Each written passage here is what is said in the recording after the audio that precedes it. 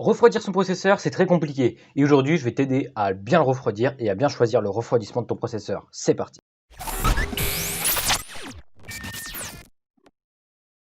Salut à tous, j'espère que vous allez bien aujourd'hui. Comme tu l'as vu dans le titre, on va apprendre à choisir ton bon refroidissement pour ton processeur.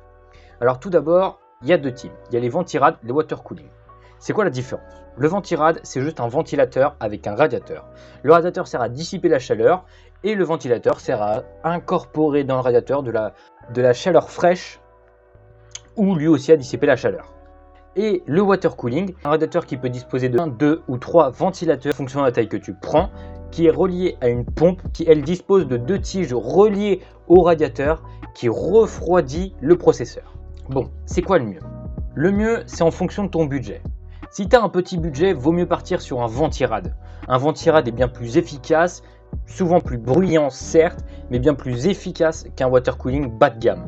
Un bon water cooling coûte à peu près 70 €. Tu as aussi les ventirad fournis avec les processeurs. Intel, on les oublie. Si tu achètes de chez Intel, tu achètes un ventirad à part. N'oublie pas, regarde bien les dimensions de ton boîtier pour savoir si ton ventirad peut rentrer dedans. N'oublie pas de vérifier la compatibilité avec ton processeur.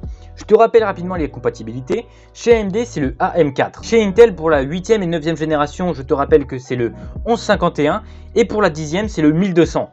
Donc vérifie bien la compatibilité avec ton processeur. Mais par contre, si tu vas chez AMD, les Ryzen disposent eux de très bons ventirad si tu ne veux pas les overclocker. Les ventirad du Ryzen 3, du Ryzen 5 et du Ryzen 7 sont vraiment très efficaces pour refroidir le processeur. Vraiment, tu peux les laisser si tu ne comptes pas les overclocker. Les water cooling, c'est un peu plus compliqué. Il faut prendre 1, 2 ou 3 ventilateurs. Le minimum, c'est 2 ventilateurs. Un ventilateur, c'est vraiment pas très efficace. Tu regardes bien si ton boîtier peut avoir un radiateur avec 2 ventilateurs en haut ou devant ou en bas. Ou aussi derrière, ce qui est possible. Tu peux prendre aussi 3 ventilateurs, c'est encore mieux. Mais 2 ventilateurs, c'est le minimum et 3 ventilateurs, c'est le maximum.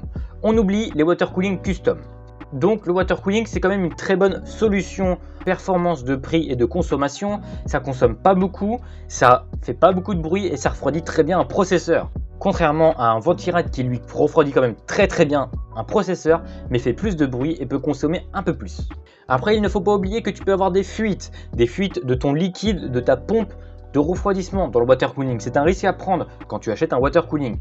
Mais de plus en plus, les water cooling sont sans risque de fuite. C'est quand même super cool, il y a une garantie pour ça, mais ça garantit que ton water cooling et très rarement tes pièces, où ça peut un peu te rembourser, mais pas beaucoup. Moi, ce que je te recommande, c'est si tu peux pas mettre 70 € minimum dans un water cooling, c'est que tu pars sur un ventirad. Les ventirads seront bien plus efficaces qu'un petit water cooling.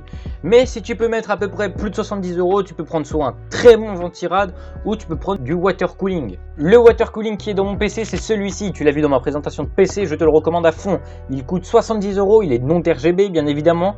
C'est le Master Liquid 240 de chez Cooler Master. Il refroidit énormément, il ne fait aucun bruit. Écoutez. Ah bah non, tu l'entends pas.